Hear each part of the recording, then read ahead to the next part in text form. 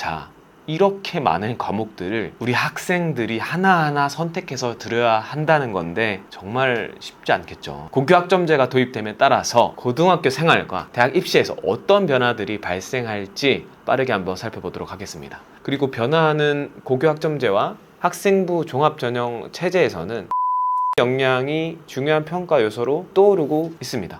자, 고교학점제 본격적인 시행이 이제 얼마 안 남았습니다. 서울, 대전, 교육도시들을 비롯해서 정말 큰 변화가 포항에서도 예상이 되고 있는데요. 학생들도 급격하게 이 변화하는 교육과정으로 인해서 머리가 많이 아플 것 같아요. 자, 오늘 그래서 고교학점제를 낱낱이 한번 파헤쳐 보도록 하겠습니다. 일단 고교학점제가 도대체 뭔데? 라고 물어보실 수 있을 것 같아요. 일단 고교학점제 하면 큰 키워드를 두 가지 정도 떠올리면 된다고 저는 생각을 하는데요. 첫 번째는 진로 탐색, 두 번째는 학생부의 강화입니다. 자, 이게 무슨 말인지 제가 차근차근 설명드리도록 하겠습니다. 자, 고교학점제라는 것은 우리 학생들이 고등학교를 입학하고 나서도 이제부터는 대학생들처럼 학점을 하나하나 취득해서 듣게 된다는 것인데요.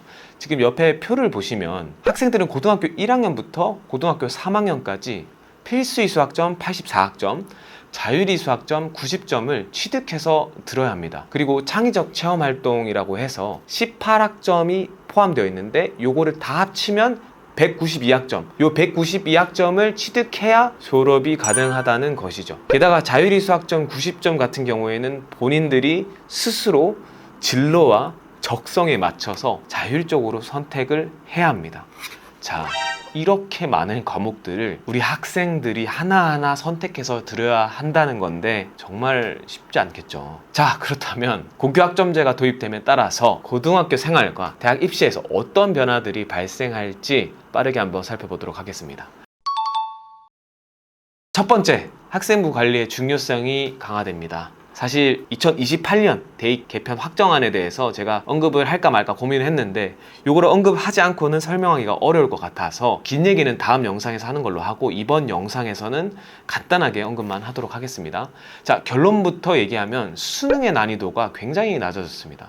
이제 수능으로 변별하기가 이제 기존보다 어려워졌고요. 특정한 내용에 따르면 현재 중3부터 찌르게 되는 새롭게 시행되는 수능, 많은 분들이 이제 문이과 통합 수능 또는 문과형 수능이라고도 부르기도 하는데 이 수능의 형태에서 크게는 제가 두 가지만 언급할게요. 첫 번째는 수능 수학의 통합, 그리고 두 번째는 수능의 사과탐 통합입니다. 하나씩 얘기해 볼게요. 수능을 치르는 모든 학생들은 이제 문이과 구분 없이 통합 수학을 치르게 됩니다. 이게 문제가 뭐냐면 개정 수능에서 치르는 범위가 이전 교육 과정에서 문과 학생들이 치르는 범위로 결정됐다는 거예요. 심화 수학 내용들이 이제 빠졌습니다.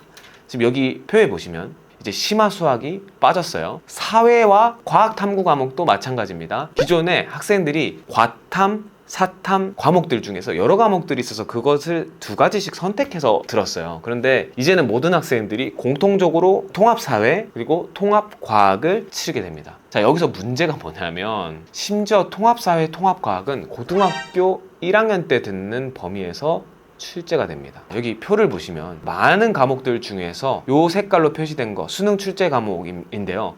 수능 출제 과목에 표시된 게 이렇게 쭉 표시가 되어 있는데 지금 공통 과목 보시면은 통합사회, 통합과학이죠. 요 고등학교 1학년 때 배웠던 과목들이 이제 수능에서 치러지게 됩니다. 자, 수능의 난이도가 낮아졌습니다. 따라서 전문가들이 예측하는 것은 수능이 쉬워지면서 수능에 대한 변별력이 낮아지기 때문에 학생부에 포함되어 있는 정성적인 평가들을 집중적으로 많이 볼 수밖에 없어졌다는 것이에요. 지금 여기 전형을 보시면 크게 교과, 종합, 논술, 정시 이렇게 있어요. 근데 이 네 가지 전형들 중에서 변화되는 예상이 학생부의 정성적 평가 확대, 그리고 종합 전형은 당연히 학생부 종합이니까 정성적인 평가 당연히 보겠죠. 그리고 정시에서도 학생부를 볼 것으로 예상이 된다.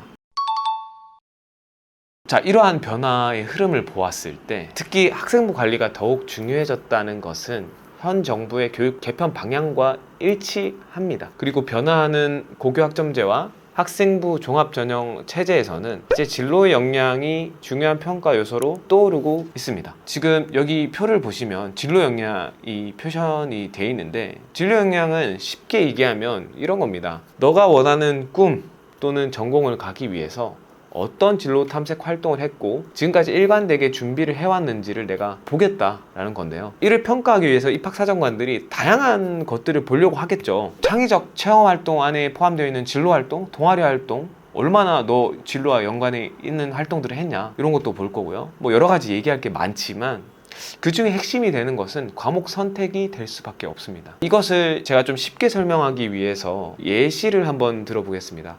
우리 아이가 고등학교 2학년 때까지 의대를 가겠다고 생각하고 의대를 준비하다가 갑자기 고3이 돼서 현실적으로 의대 가기에는 성적이 좀 애매한 것 같고 공대 계열의 전자과나 컴퓨터공학 기계과를 가겠다고 판단을 하고 진로 변경을 했다고 이제 가정을 해볼게요. 자, 이런 경우 이제 문제가 발생합니다. 의대를 가려면 학생들이 고등학교 1학년 때 일단 공통과학을 들었겠죠. 그리고 2학년 때부터 생명과학과 화학을 중심으로 들었을 거예요. 뭐 동아리 활동, 진로 활동도 마찬가지고요. 자, 그런데 나중에 돼서 이제 고등학교 2학년 끝나고 이제 3학년 때 돼서 이제 전자, 컴공, 기계 뭐 이런 계열로 이제 전향을 하려고 할 때 물리학, 뭐 프로그래밍, 뭐 인공지능 기초 뭐 이런 진로 선택에서 심화 과목을 듣는 거에 이제 어려움이 있는 거예요. 물리학 2까지 들어야 되는데. 그렇기 때문에 학생들이 고등학교 1학년 때까지는 본인이 가고자 하는 계열에 대해서는 어느 정도는 그려놔야 합니다. 대학교에서도 학생부를 볼 때 어떤 과목들을 들었는지 입학사정관이 유심히 볼 수밖에 없어요. 왜냐면 진로 역량이라는 평가 요소가 있으니까. 근데 이제 더군다나 이제 물리학 2 같은 경우에도 이제 이렇게 세부적으로 다 쪼개져 있으니까 어디에 관심이 있었는지 과목 선택만 봐도 사실 알 수 있습니다.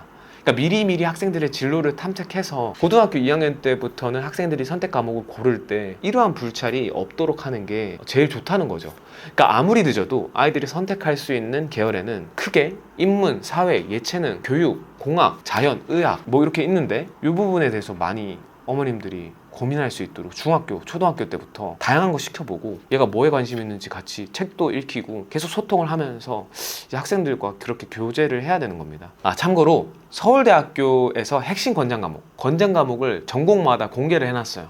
그거 참고하시면 고등학교 때 어떤 과목들을 들으면 도움이 될지 확인할 수 있을 겁니다. 이전 교육 과정에서 고등학생들은 공통 과목과 일반 선택 과목에서 9등급제 상대 평가를 받았습니다. 자, 그런데 이제는 5등급제로 변경이 되죠. 이 말은 이전 교육 과정에서 3, 4등급이었던 학생들이 현행 교육 과정에서는 2등급으로 평가될 가능성이 높다는 뜻입니다. 그러면 대학 입장에서 우수한 학생들을 선발할 때 내신 성적으로만 변별력을 확보할 수 있을까요? 저는 절대 그렇지 않다고 봅니다. 그래서 내신 성적에 대한 신뢰도가 전반적으로 약해질 것이라는 우려의 목소리도 함께 나오고 있습니다. 따라서 학생부에 더더욱 정성적인 평가 요소들, 창체활동, 과목 선택에 따른 세특, 이 중요해질 수밖에 없는 거죠. 여기서 주의할 점은 이전 교육과정과 달리 현행 교육과정에서는 학생들이 고등학교 3년 내내 내신 관리를 해야 된다는 부담감이 생겼어요. 그러니까 이전에는 진로 선택 과목이 절대평가였기 때문에 고등학교 3학년 학생들이 주로 이제 1학기 때 진로 선택 과목을 들었거든요. 그러면 수능 준비에 좀 집중할 수 있었어요. 근데 지금은 상대평가와 절대평가가 병행이 되게 되면서 학생들의 내신 관리 부담이 더 커졌습니다. 수능 준비해야 될 때 수능 준비만 할 수 있는 게 아니라 내신 관리도 해야 되는 거예요. 보통 교과의 많은 과목들이 이제 절대평가와 상대평가를 함께 시행하기 때문에 학생들은 지속적인 내신 관리에 더 큰 부담을 느낄 수밖에 없습니다. 자, 그 외에 여러 가지 우려점들 이 있는데요. 그 외에도 사실 같이 나누고 싶은 내용들이 정말 많습니다. 고교학점제가 시행될 때 예상되는 문제점, 강조점들 이런 것들인데 교사 수급의 문제, 교육 불평등, 뭐 지역이 됐든 어디가 됐든, 그리고 진로 탐색의 중요성이 더더욱 강화된다는 거. 자, 이러한 내용들은 다음 영상을 통해서 콘텐츠로 다루도록 하고요. 오늘 많은 이야기를 나누었는데 변화하는 교육 환경에서 가장 중요한 것은 저는 진로 탐색인 것 같아요. 이제 학생들은 이제 스스로 과목을 선택하고 그 선택에 대해서 책임을 질 수 있어야 됩니다.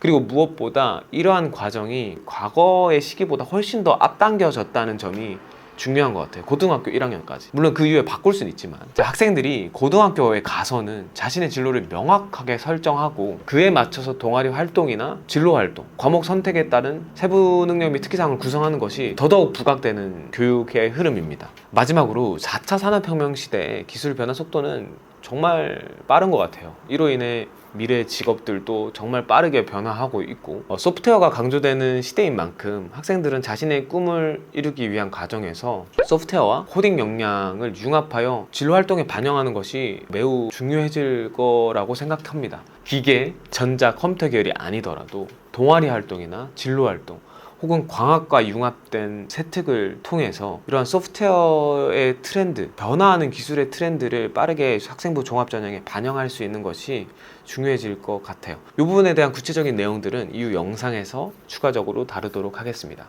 감사합니다.